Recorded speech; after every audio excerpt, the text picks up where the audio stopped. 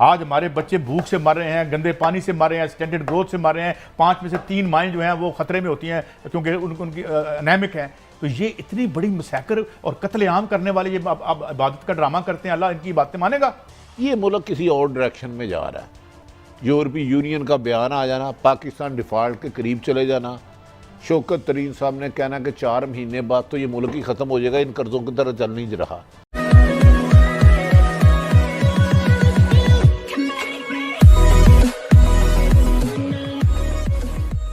नमस्कार दोस्तों, ये है वायरल फैक्ट। अब इस वीडियो के अंदर दरअसल डिस्कशन ये हो रहा है कि पाकिस्तान की कितनी हालत ख़राब है। मतलब कि जी प्रेगनेंसी वक्त 5 में से कितनी महिलाएं ऐसी होती है जो कि एक डेंजर जोन के अंदर चलती है। कितने बच्चे ऐसे हैं जिनका माल न्यूट्रिशन है या फिर कहे कि उनको उतनी मात्रा में न्यूट्रिशन नहीं मिल रहा है। ये वही पाकिस्तान है जो भारत को बार बार धमकियाँ देता रहता है कि भाई हम न्यूक्लियर चला देंगे, ये कर देंगे, या फिर कहे कि फ्रांस को धमकियाँ दी जाती है। और अगर ये भी डिस्कशन होता है कि अगर मान लो कि फ्रांस के अंदर सिचुएशन ये हो जाती है कि उसके हिसाब से सारे जो कंट्रीज़ है वो आके आपके मार लेंगे, तो फिर भी वहाँ पे कहा जाता है कि भाई कोई बात नहीं, लेकिन हमारे रसूल के ऊपर ये कमेंट नहीं होना चाहिए वगैरह वगैरह। अब यही सारी कमेंट करने वाले यूरोप पे, भारत पे, यूएस पे सारी कमेंट करने वाले, मतलब कि यहाँ पे थोड़ी डिस्कशन हो रही है कि पाकिस्तान के अंदर कितनी कंगाली चल रही है या फिर कहे कि वहाँ कितनी सिचुएशन ख़राब है। तो दोस्तों इसी के साथ ये वीडियो शुरू करते हैं। मेरा बड़ा सादा सा सवाल, हम एक इंतहाई मुश्किल माशी सूरत हाल में फंस चुके हैं और टॉप लेवल पर अब इसका चर्चा होना शुरू हो गया। और कल आपने भी ये खबर दी थी, आज इस हवाले से और भी खबरें सामने आई हैं। तो क्या आपको क्या लगता है कि ये अब यहाँ से निकल जाना चाहते हैं? क्योंकि अब मुद्दा किस पे डालेंगे, ये जो इकोनॉमिक में हमारी बर्बादी हुई और कर्जा अदा नहीं हो पा रहा। बिस्मिल्लाहिर्रहमानिर्रहीम। कायद साहब, मैं आपको जिम्मेदार रिलायबल सोर्सेज की बात बता रहा हूँ। उनका कहना था 2017 को बुलाया गया कुछ लोगों को, उन्हें कहा कि ये जो मुल्क की आप तबाह हाली कर रहे हैं, जो बड़ी बड़ी कमीशन पे पैसे ले रहे हैं, बड़े बड़े इंटरेस्ट पे ले रहे हैं, आप नहीं, उसमें कमीशन लिया जा रहा है, आप महंगे एग्रीमेंट कर रहे हैं, ये तो मुमकिन ही नहीं है।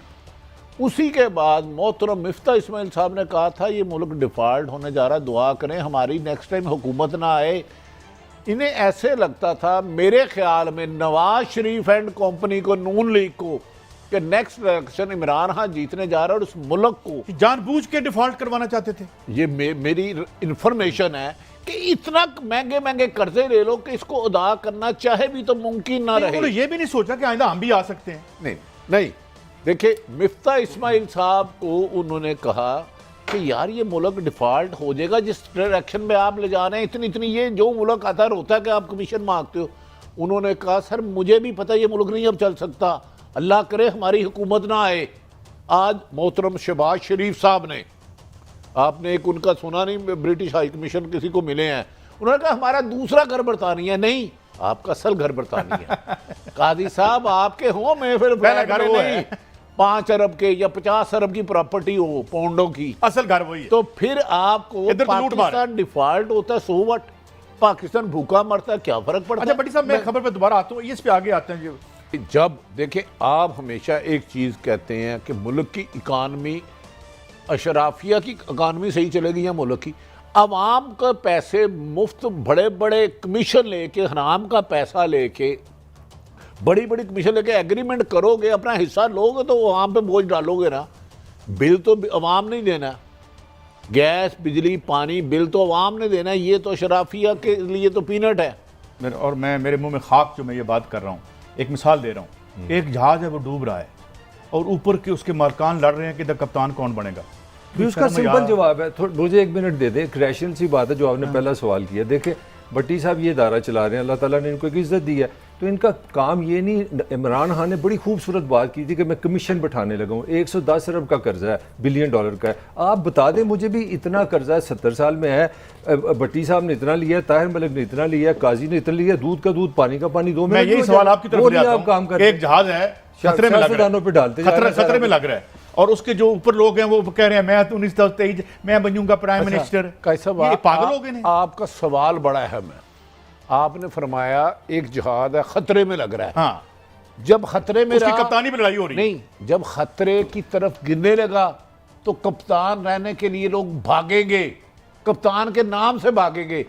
जब तक ये खतरे के गहराई में गिरता नहीं, उस वक्त तक इसको पकड़ने की कोशिश करेगा।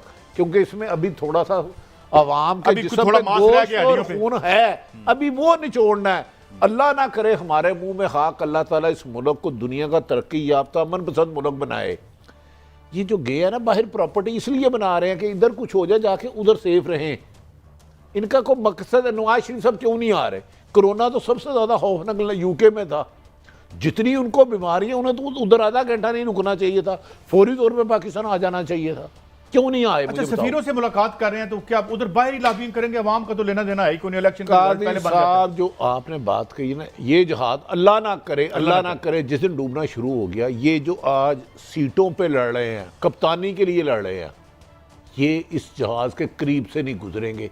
इनका वतन होगा लंदन, अमेरिका, बरतानिया, ऑस्ट्रेलिया, स्विट्जरलैंड। इनका पाकिस्तान नहीं ठिकाना होगा। पाकिस्तान ना इनकी रास्ता है ना मंजिल है, सिर्फ विजिटिंग प्रोफेसर हैं, इक़्तिदार में लूटने आते हैं। आप बड़ी हसीन लड़की से शादी करते हैं, वो कहती है मैं बड़ी घरेलू लड़की हूँ, मुझे बड़ा अच्छा खाना बनाना आता है, मैं स्वीट डिश बड़ी अच्छी बनाती हूँ, नमकीन बड़ी चीज़ें बनाती हूँ, मैं इस घर को जन्नत बना दूंगी। आपको वो ख्वाब दिखाती है। ख्वाब ताहिर मलिक कहता है वही इतनी ज़बरदस्त बीवी, मेरी किस्मत, मेरा घर तो जन्नत हो जाएगा, ये तो दुनिया में जन्नत देख लूँगा। आप कुछ बहा के ले आते हैं उसको, या कोई बहला के दे देता आपको।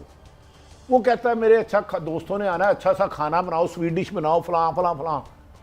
वो जब जाते हैं आप, वो कहती खाना खराब, मैं तो कभी रोटी पकाई नहीं, मैं तो जिंदगी च तजर्बा ही नहीं, मैं तो इस बेवकूफ नूं पसंद लई कीता सी ब्याह, ये मैनू किहड़े काम च पान लग पिया, चूल्हे अगे खलो, हांडी रहा, मिर्चा तो काट, ये पासन की अवाम के साथ हुआ है यार ऐसे? मेरी सुन लेना, फिर आप किसी गरीब आदमी को बोलने दे। चले बोले आप। वो खाना बनाने लगती है, वो लून की जगह ते वो अदरक पा देती, अदरक की जगह ते चीनी पा देती, चीनी की जगह ते मैदा पा देती, बेड़ा मैदे की जगह ते खाना।